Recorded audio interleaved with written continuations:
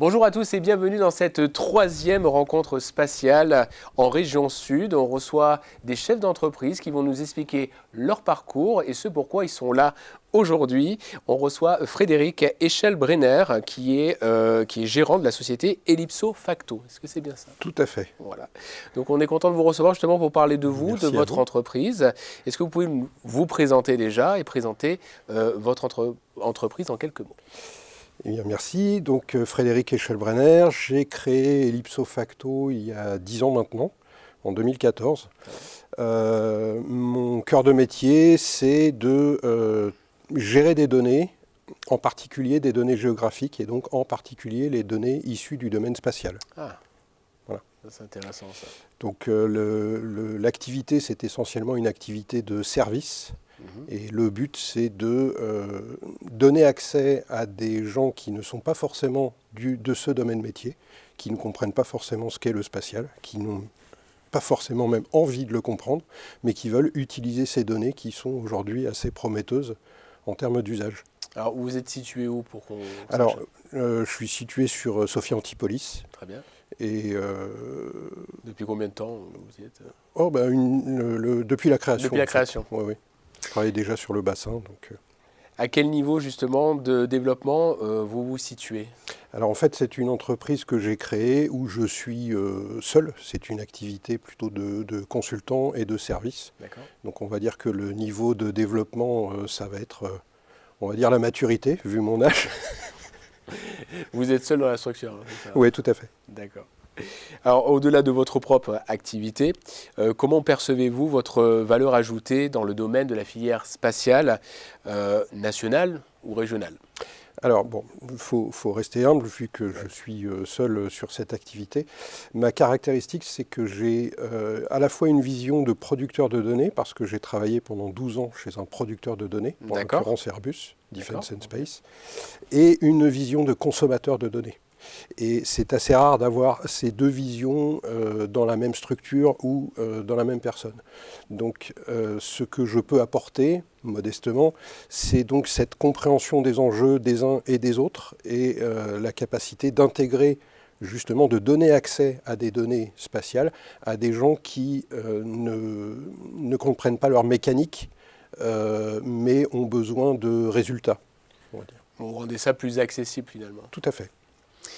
Est-ce que votre société contribue à la souveraineté de la France?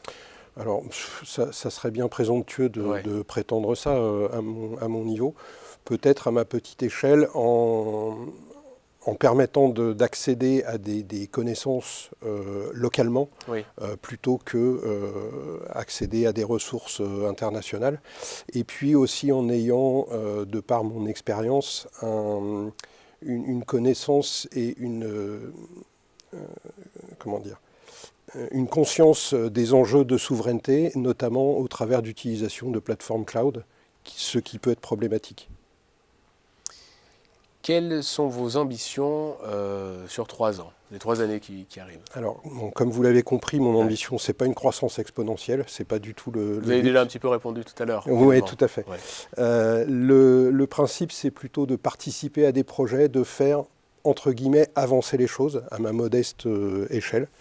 Donc de participer à des projets dans le domaine de l'environnement, dans le domaine de la lutte contre le réchauffement climatique, dans le domaine de l'humanitaire éventuellement, à des startups et des structures qui n'ont pas forcément les moyens d'avoir des spécialistes dans leur structure des données géographiques et des données spatiales. Donc de fournir un accès abordable à ces technologies pour des gens. Donc notamment, je collabore depuis quelque temps avec une start-up basée à Toulon qui s'appelle Greenscore Capital, qui travaille dans le domaine de l'environnement. Et donc leur métier, c'est pas du tout le spatial. Par contre, leur métier, c'est l'environnement. Je ne connais pas leur métier, mais je leur apporte les briques technologiques et les connaissances pour pouvoir tirer parti de ces données. Vous êtes un apporteur de solutions, hein, c'est ça? Tout à fait. Et pour terminer, si le bon génie de nos sponsors CNES et Cannes vous accordait un vœu, quel serait ce vœu? Alors, mon vœu va peut-être faire grincer des dents, mais bon, c'est pas grave, il faut parfois être polémique. Mon vœu, ça serait que ces données spatiales soient prises en compte, non pas au travers d'une vision de producteur de données, ce qui est aujourd'hui le cas, mais qu'on inverse un peu le paradigme et que ces données soient rendues accessibles sous un mode facile pour des gens qui ne sont pas du domaine du spatial. Et aujourd'hui, alors ça fait des années qu'on en parle, ça fait des années aussi que j'apporte, c'est pas vraiment mon grain de sel, c'est plutôt mon grain de sable ou ma petite note un peu dissonante, en disant qu'il faudrait qu'on libère les données spatiales du monde du spatial et qu'on repense leur accès pour des gens qui n'ont pas de connaissance du spatial.